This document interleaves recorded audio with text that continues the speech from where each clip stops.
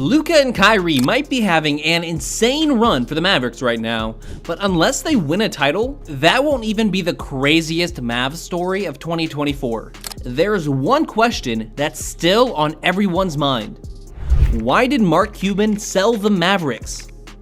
On paper, you see that he bought it for less than $300 million and just sold 73% at a valuation of $3.5 billion, making him about $2.45 billion from the sale. Financial gurus will tell you $2.45 billion is a lot of money. But this was more than just an investment for Cuban. He loved the Mavericks. How many other majority owners argue with refs? Most of them don't even go to the games.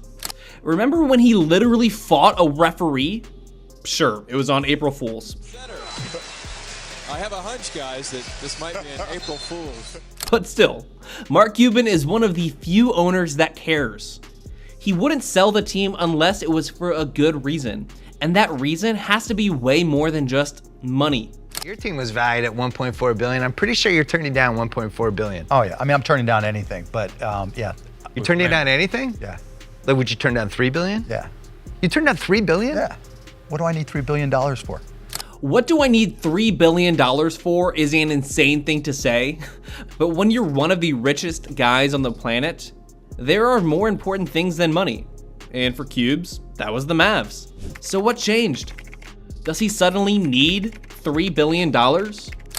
Before we get into why he sold the team, first you need to understand who he sold the Mavericks to.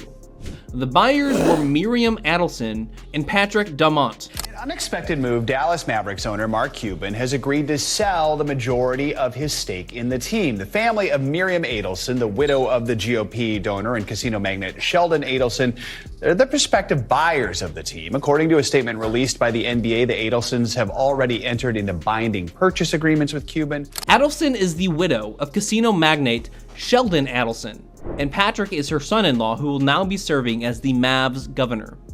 Miriam is the 5th richest woman on the planet, worth $30.4 billion. She really did not need another $3 billion. But what she did want to do was grow her already massive casino empire. She is the majority shareholder of the Las Vegas Sands Corp, the casino company built by her husband. First of all, that means that the Mavs are in a way better financial state than they were with Cuban. After the sale, they're suddenly the 2nd richest team in the league, and they were only 13th with Cuban as the majority owner. But really, with the new CBA, that doesn't really matter all that much. The soft cap just got a lot harder, and it's not as easy to buy your way to victory anymore. That being said, the purchase is still going to make Cuban a lot of money. He is still a part owner of the Mavericks, and that 27% stake is going to get a lot bigger. The Adelsons aren't shy about telling people their plans. They want to make gambling legal in Texas. If they can stake their ground as the family that brought gambling to the US's 2nd richest state, Adelson will jump from insanely rich to Bill Gates rich really quick. This is the on-paper reason. Cuban sold part of the team in order to make the remaining part grow. Makes enough sense. According to their plan, they'll build a new Mavericks stadium, which is due for an upgrade as early as 2030, around a casino. But is there a darker reason that Cuban sold the Mavericks? The easy answer could also be the right one. Maybe he just needed money. His net worth is around 5 or 7 billion, not chump change, but not Sheldon Adelson money. $2.45 billion from a team sale would actually matter to him, despite what he told Bill Simmons a decade ago. A lot of rich guys fell into financial troubles in the last several years thanks to crypto, and Mark Cuban was not immune. During the pandemic, when rich guys had nothing better to do than waste their money on crypto, Cuban went heavy into a shady coin called Titan. It promised over 200% returns on investments. Sound too good to be true? You know where this is going. After Cuban promoted it, Titan went from about $30 to $65, but 3 days later, it hit zero. Now this is a basketball channel, not a crypto channel, so you might not know. But we probably don't have to explain to you that hitting zero is bad. Of course, Cuban miraculously got out right before the crash, weird how that happens to rich guys. But he apologized to readers of his blog who bought in based on his suggestion. But at the end of the day, he is not financially responsible for that mistake. However, for the Voyager scandal, he might be. Cuban was promoting a new crypto lending platform called Voyager.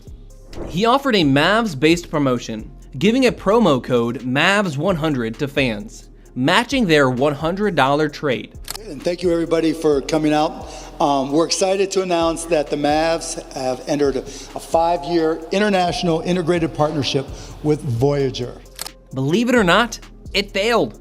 Voyager went bankrupt for overlending, and more importantly, they were sued for lying about not having fees.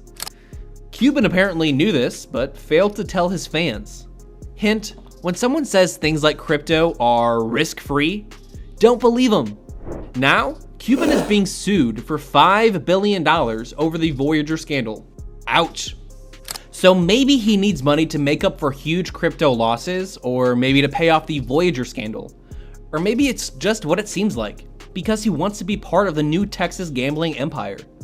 But if either of those are the case, why have so many teams been sold recently? Since 2020, the Mavericks are the 6th team to go through a sale, and the 4th just since the start of 2023.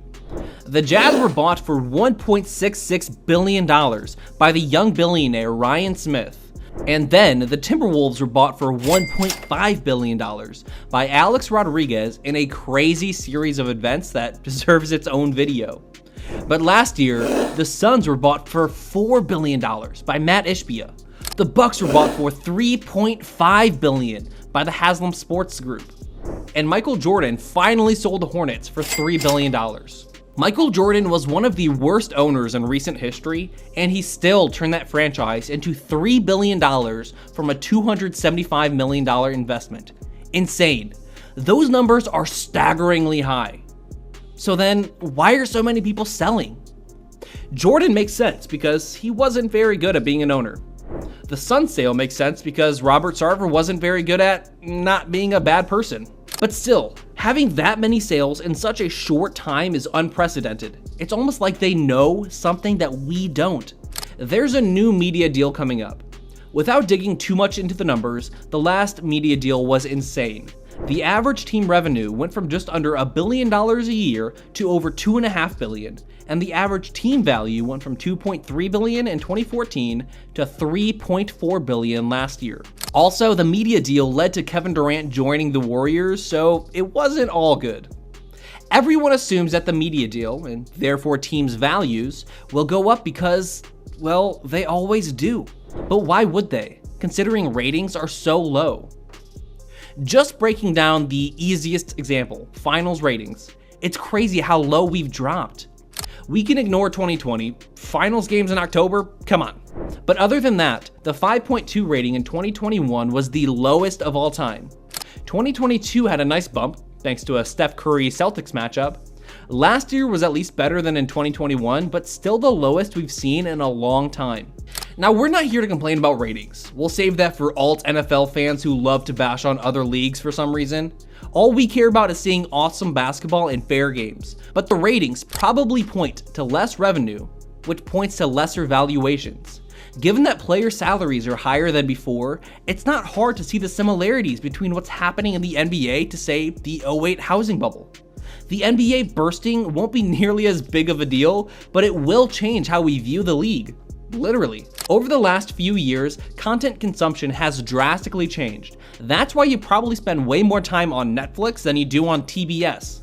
What ratings mean has changed in the streaming world, but the NBA, for the most part, has lost its stronghold as the second most important live event people watch on a given weekday night. Is the Cuban Mavericks sale a bad sign for the NBA at large, or could it just mean he's going broke? Or are both of those wrong, and this is just as innocent as it seems?